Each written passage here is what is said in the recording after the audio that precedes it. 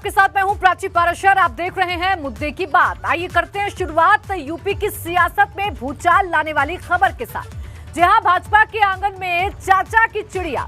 दरअसल अब शिवपाल यादव ने सीएम योगी और पीएम मोदी को ट्विटर पर फॉलो कर अखिलेश यादव पर सबसे बड़ी सोशल स्ट्राइक कर दी है। इस बड़ी हलचल में मुद्दे की बात क्या है, ये आप हमारी इस खास रिपोर्ट में देखिए। भाजपा के आंगन में चाचा की चिड़िया।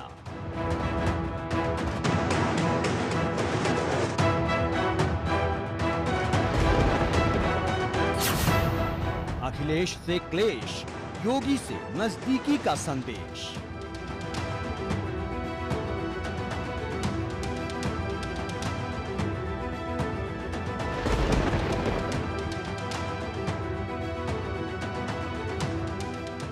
बहुत जल्दी समय पर सब बातचीत कर लेंगे और बोलेंगे। कुछ बड़ा सियासी फैसला लेने वाला सुने हैं। बहुत जल्दी समय पर आपसे बात कर लेंगे, बोलेंगे।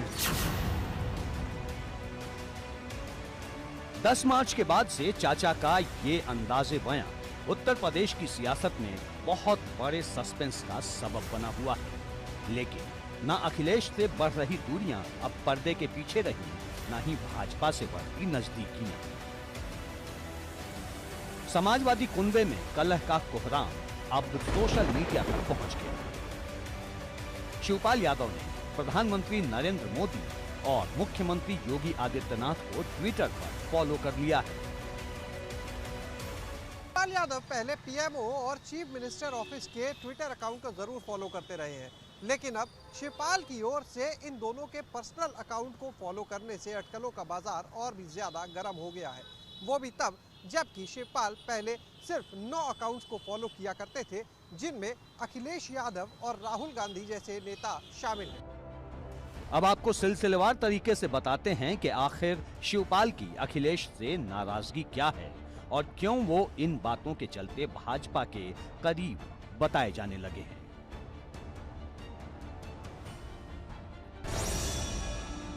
26 मार्च शिवपाल को सपा विधायक दल की बैठक में बुलावा नहीं। 26 मार्च को ही अखिलेश यादव को विधायक दल का नेता चुना गया।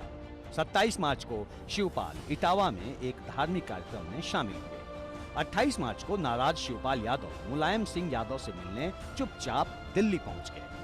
28 मार्च को ही मुलायम से मिलकर शिवपाल ने अखिलेश से अपनी नाराजगी की बातें बताई।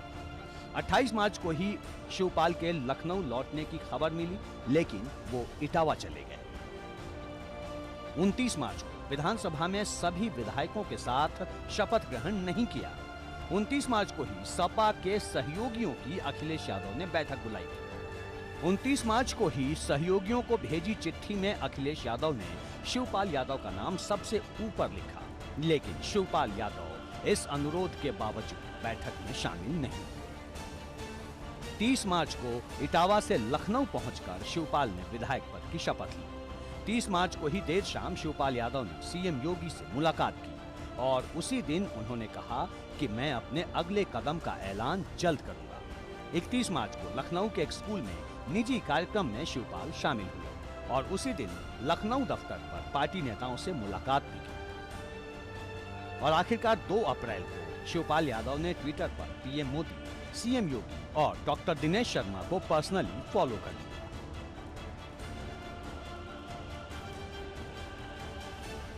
इस बीच पार्टी नेताओं के साथ शिवपाल की ताबड़तोड़ बैठकों का दौर जारी है। जिस तरीके से पिछले कुछ दिनों से शिवपाल यादव की नाराजगी की खबरें आईं, फिर उसके बाद ये भी खबर आई कि वो दिल्ली में बीजेपी के शीर्ष नेतृत्व से भी मिल चुके हैं। उसके बाद 30 मार्च को तो वो लखनऊ में 5KD पर मुख्यमंत्री योगी आदित्यनाथ से जाकर मिले। 20 मिनट तक उनकी मुलाकात हुई और जब वो विधानसभा में पहुंचे और विधायक पद की शपथ ली, तब भी उन्होंने साफ तौर पर कहा कि कुछ बड़ा होगा और जो कुछ भी होगा वो जल्द बताएंगे। वहीं योगी सरकार के मंत्री अब इशारों में शिवपाल यादव का स्वागत भी कर रहे हैं।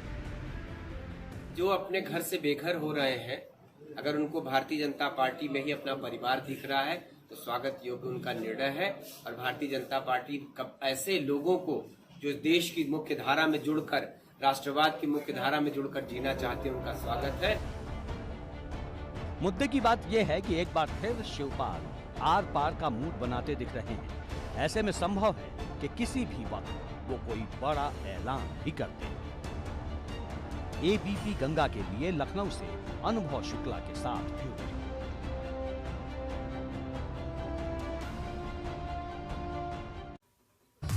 मान जाओ या जेल जाओ, यही संदेश यूपी में जगह जगह तब दिया गया जब नवरात्र के पहले दिन सीएम योगी का मिशन शक्ति एक्टिव मोड में दिखाई दिया।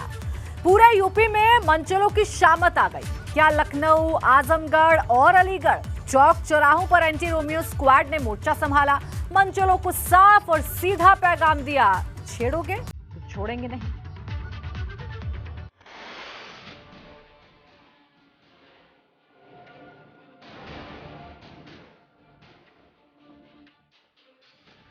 नवरात्र पर योगी का मिशन शक्ति।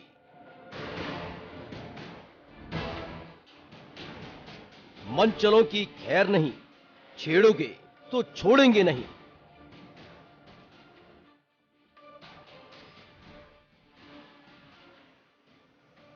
योगी सरकार 2.0 पूरे एक्शन में है और चैत्र नवरात्र के पहले ही दिन संदेश साफ है। महिलाओं के खिलाफ मनचलों की कारगुजारियां अब बर्दाश्त नहीं की जाएंगी।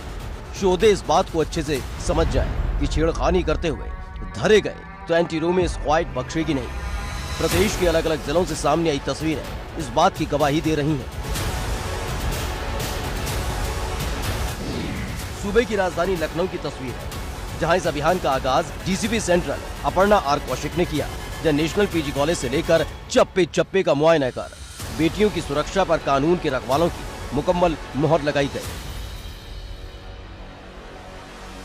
ऐसे कॉलेजेस और साथ ही साथ ऐसे मंदिर या पूजा के स्थान जहां महिलाओं का ज़्यादा आना जाना होता है, बच्चियों का आना जाना होता है, कोचिंग सेंटर्स हमारे हैं जहां बच्चियां पढ़ने के लिए जाती हैं, वहां पर हम लोगों की पुलिस की पेट्रोलिंग सतत रूप से रहे। प्लेन क्लोथ्स में भी महिला कांस्टेबल्स जो हमारी हैं, महिला सब इंस्पेक्टर्स भी अगर नेसेसरी होती हैं तो हम वहाँ लगा रहे हैं। इसी तरह का नजारा अलीगढ़ की सड़कों पर भी दिखाई दिया, जहां डीआईजी रेंज दीपक कुमार खुद फील्ड पर उतरे ताकि सीधा और सख्त संदेश जाए कि छेड़ोगे तो छोड़ेंगे नहीं।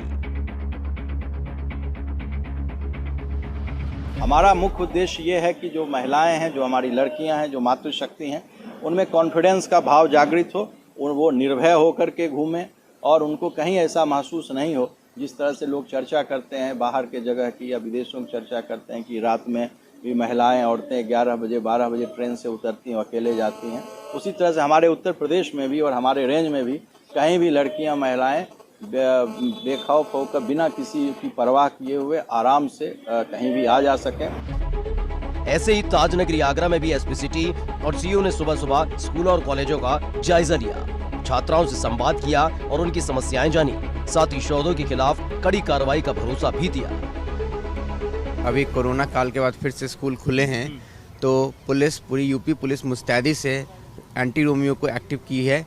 इसी के क्रम में आज आगरा पुलिस पूरे जनपद में एंटी रोमियो को एक्टिव करने के लिए सभी स्तर के अधिकारी आज सड़क पर हैं और वो जाके विभिन्न पार्क स्कूल में जाकर बच्चों से बात कर रहे हैं। मेरठ में भी एंटी रोमियो स्क्वाड पूरी तरह मुस्तैद दिखा। टीम का खास फोकस स्कूल और कॉलेज रहा ताकि संदेश साफ रहे कि बेटियां और महिलाओं की सुरक्षा से खिलवाड़ किया तो पुलिस सख्ती से निपटेगी। देखिए, 5 साल से एंटी रोमियो स्क्वाड्स हमारे बहुत सफलतापूर्वक अपने कार्य को अंजाम दे रहे हैं। पिछले 1 साल से भी अधिक समय से हमारा मिशन शक्ति एक अभियान चल रहा है, जिसके तहत हर थाने में महिला हेल्प डेस्क और उनके लिए एक अलग व्यवस्था इस पर की गई है थानों में। उसी से प्रेरित होकर मिशन शक्ति के अंतर्गत ही विशेष महिला सुरक्षा हेतु विशेष दलों का निर्माण किया गया है। अगले 100 दिन तक लगातार हमारा फोकस महिला सशक्तिकरण और महिला अपराध जो है, महिला संबंधित अपराध हैं, उनके ऊपर महिलाएं अपनी बात को कह सकें, सुरक्षित महसूस कर सकें। अब आपको तफसील से बताते हैं कि शोधों से निपटने के लिए पुलिस ने कैसी तैयारी की है। यूपी सरकार के मिशन शक्ति के तहत स्कूल, कॉलेज, बाजार और भीड़ भाड़ वाली जगहों पर अभियान चलाया जाएगा। इस मुहिम के दौरान नवरात्र में सभी पुलिस वालों को फुट पेट्रोलिंग का आदेश दिया गया। पुलिस के बड़े अधिकारी भी फुट पेट्रोलिंग का हिस्सा बनेंगे। अगले 100 दिन तक फुट पेट्रोलिंग का निर्देश दिया गया। ये अभियान छेड़खानी करने वाली शोधों के खिलाफ है। पुलिस कर्मचारी सिविल ड्रेस में भीड़ भाड़ वाली जगहों पर नजर रखेंगे। प्रदेश में अभियान के तहत 1000 से ज्यादा पिंक बूथ बनेंगे। स्कूल कॉलेज की छात्राओं से समय समय पर संवाद होगा।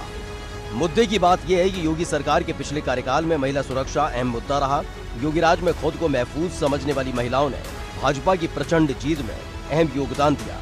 यही वजह है कि योगी सरकार 2.0 में भी महिलाओं को सुरक्षा का एहसास करवाने के लिए इस अभियान को चलाया जा रहा है। Bureau report, ABP Ganga.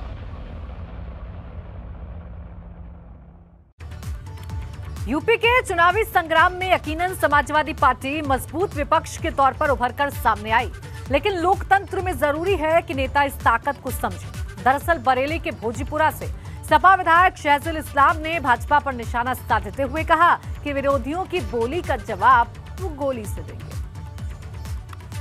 वो दिन चले गए जब उनकी तानाशाही चलती थी। एक मजबूत विपक्ष उत्तर प्रदेश के अंदर मौजूद है और एक हमारे घर से अजीज नेता जो कि बब्बर शेर है अखिलेश यादव, वो भी आपके सामने।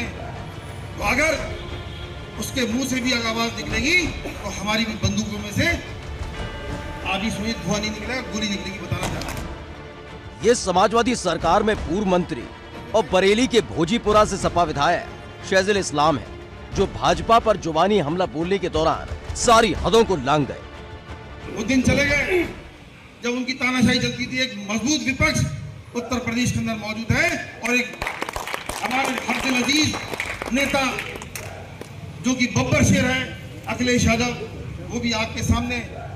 तो अगर उसके मुंह से भी आवाज निकलेगी तो हमारी भी बंदूकों में से आधी सुई धुआं नहीं निकलेगा, गोली निकलेगी, बताना चाह रहा हूं। समाजवादी पार्टी की ओर से आयोजित एक सम्मान समारोह में शहजुल योगी सरकार पर निशाना साधने लगे। इसी दौरान उन्होंने ऐसी भाषा का इस्तेमाल किया जिस पर विवाद होना तय है। सवाल है, सपा विधायक शहजुल के बिगड़े बोल पर पार्टी की तरफ से कार्रवाई कब होगी? अब तक समाजवादी पार्टी के बड़े नेताओं की तरफ से इस विवादित बयान की आलोचना क्यों नहीं की गई? मुद्दे की बात यह है कि पार्टी कोई भी हो, नेता अक्सर इसी तरह जुबानी हमला बोलते हैं, अक्सर मर्यादाएं लांघ जाते हैं। एबीपी गंगा के लिए बरेली से अनूप कुमार मिश्रा की रिपोर्ट। ब्रजेश सिंह पर भाजपा प्रत्याशी ने जो आरोप लगाए वो बहुत गंभीर हैं। एबीपी गंगा ने जब ये खबर दिखाई तो वाराणसी में सियासी भूचाल आ गया। दरअसल ब्रजेश सिंह वाराणसी में ऐसा नाम है जिसका कद सियासत में भी ऊंचा रहा है और माफियाओं की मंडली में भी। जो ब्रजेश सिंह 2016 में निर्दलीय लड़कर एमएलसी का चुनाव जीत गया, वो एक बार फिर उसी रणनीति पर काम कर रहा है। इस बार ब्रजेश सिंह की जगह उसकी पत्नी चुनावी मैदान में है और आरोप लगे हैं कि जेल से ही ब्रजेश सिंह चुनाव की फील्डिंग सेट करने में जुटा है।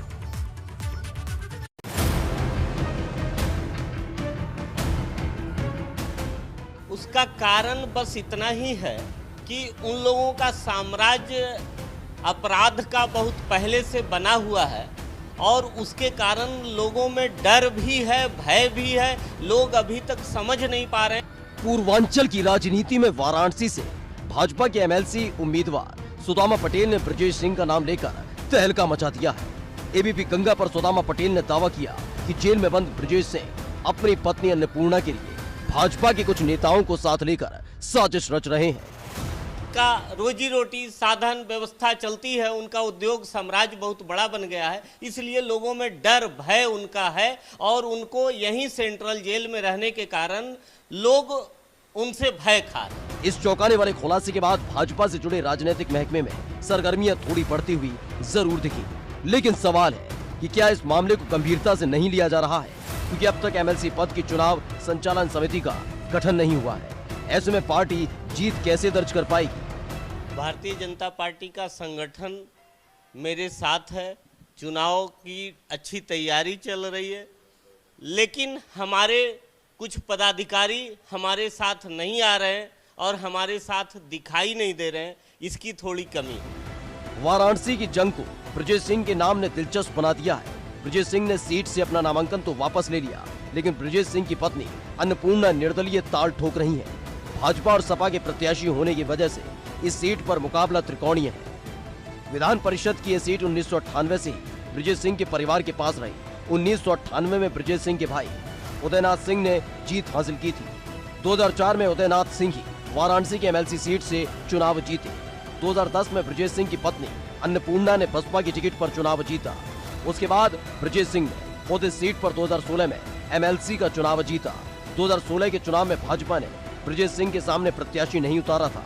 ब्रजेश सिंह ने 2016 में मीना सिंह को हराया था, जो मनोज सिंह डब्ल्यू की बहन है। ये ब्रजेश सिंह के लिए सियासी बदला था, क्योंकि 2012 में मनोज सिंह डब्ल्यू ने विधानसभा चुनाव में सैयद रजा सीट से ब्रजेश सिंह को हराया था।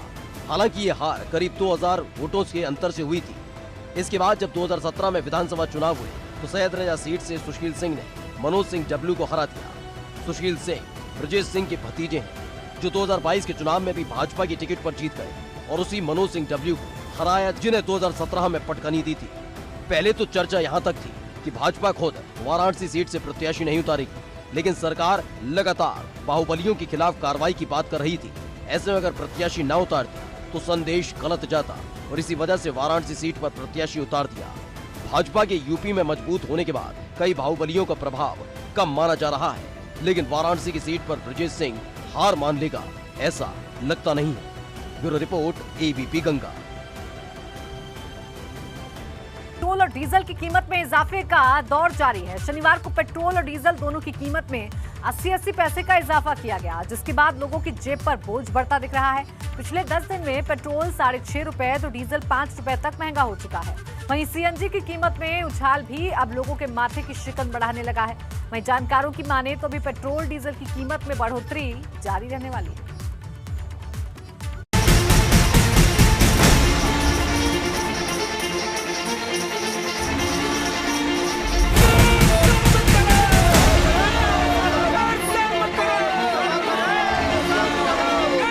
महंगाई एक बार फिर बेलगाम हो गई है और जनता त्राहिमाम कर रही है। महंगाई के विरोध में समाजवादी पार्टी के नेता और कार्यकर्ता सड़क पर उतर आए हैं। कानपुर में ताली और थाली बजाकर सपा के विधायकों ने सरकार पर निशाना साधा। बढ़ती महंगाई अब विपक्ष का बड़ा हथियार बनता चला जा रहा है।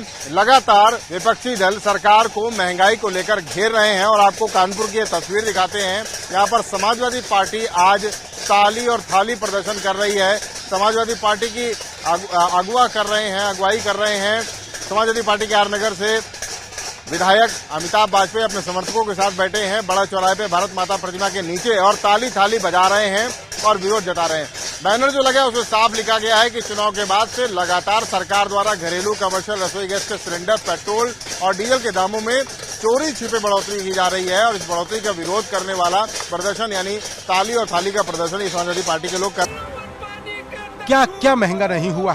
तेल से रेल तक और सिलेंडर से सब्जी तक सब कुछ तो महंगा है। कानपुर में सपा नेताओं ने ताली पीटी तो प्रयागराज में कांग्रेस के नेता सड़क पर उतर आए। सिविल लाइंस इलाके में मार्च निकाला गया।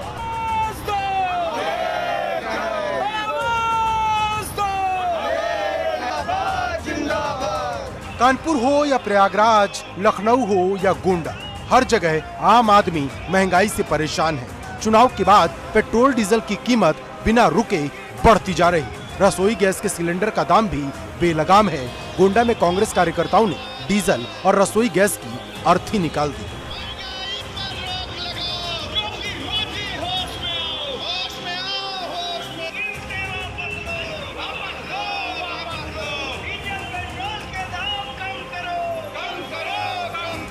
महंगाई को लेकर विपक्ष एक बार फिर लामबंद हो रहा है। अखिलेश यादव ने ट्वीट किया, जनता कह रही है कि 80 पैसे प्रतिदिन या लगभग 24 रुपए महीने के हिसाब से पेट्रोल के दाम यूं ही बढ़ते रहे तो अगले जो चुनाव नवंबर-दिसंबर में होंगे, इस बीच 7 महीने में दाम लगभग 175 रुपए बढ़ जाएंगे। मतलब आज के 100 रुपए लीटर से बढ़कर पेट्रोल 275 रुपए लीटर हो जाएगा।